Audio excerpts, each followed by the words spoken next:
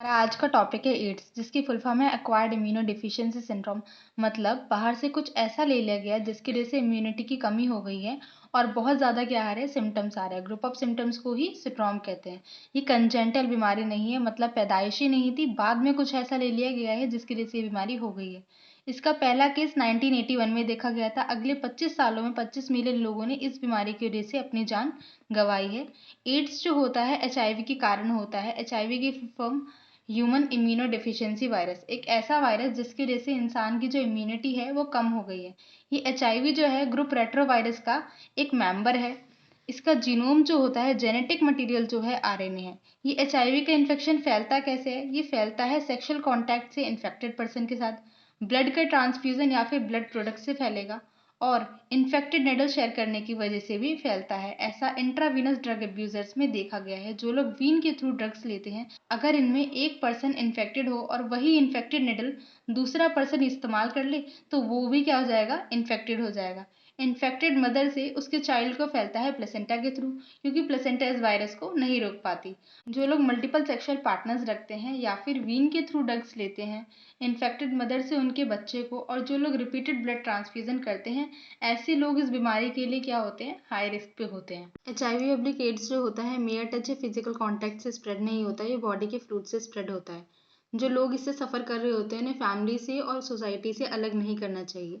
HIV का infection body में आता है, और जब इसके सिम्टम्स आते हैं एड्स के, इनके बीच में एक टाइम लैग होता है, मतलब एक टाइम डिफरेंस होता है। अगर किसी की बॉडी में आज इन्फेक्शन आया है, तो जो एड्स के सिम्टम है कुछ महीने या कई सालों बाद देखने को मिलते हैं। ज़्यादातर केसेस में 5 से 10 सालों बाद इसके सिम्टम्स देखे जाते हैं। टॉपिक है रेप्लिकेशन ऑफ रेट्रोवायरस। अब हमें रेट्रोवायरस का रेप्लिकेशन कराना है। बाहर वायरल प्रोटीन कोट है, अंदर वायरल आरएनए है। ये क्या करेगा, अब ह्यूमन बॉडी में एंटर करेगा। जब ह्यूमन बॉडी में एंटर करेगा तो सबसे पहले मैक्रोफेजेस में जाएगा। मैक्रोफेजेस में ये जो वायरल आरएनए है डीएनए में कन्वर्ट हो जाएगा। किसकी वजह से कन्वर्ट होगा?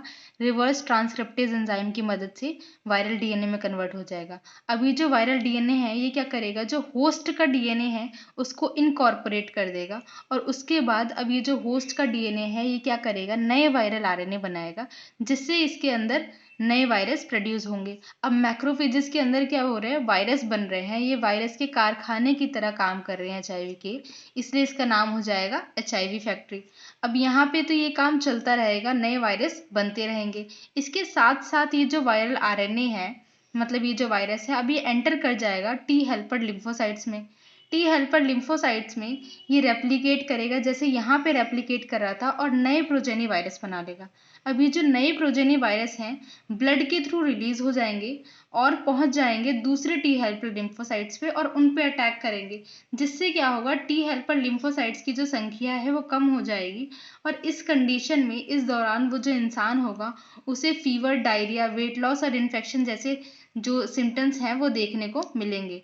ऐसे में जो इंसान होता है, पेशेंट जो होता है, वो इम्यूनो डेफिशिएंट हो जाता है और वो अपना बचाव करने में असमर्थ होता है। इसकी डायग्नोसिस के लिए जो टेस्ट किया जाता है उसका नाम है एलिसा, एंजाइम लिंक्ड इम्यूनोसॉर्बेंट एसे।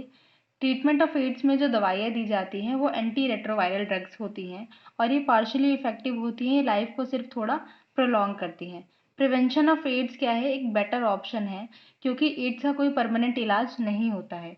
ये जो एड्स है ये फैल क्यों रहा है? पुअर मॉनिटरिंग की वजह से फैल रहा है, कि जब ब्लड ट्रांसफ्यूजन हुआ उस टाइम पुअर मॉनिटरिंग हो गई, और न्यू बॉर्न को कैसे फैला, उसकी मदर की वजह से फैला। तो ये हुआ क्यों? इसका एक्सक्यूज क्या है? इग्नोरेंस।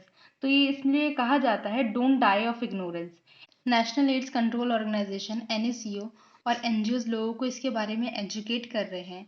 वर्ल्ड हेल्थ ऑर्गेनाइजेशन ने काफ़ी सारे प्रोग्राम शुरू किए ताकि इस एड्स के स्प्रेड को रोका जा सके।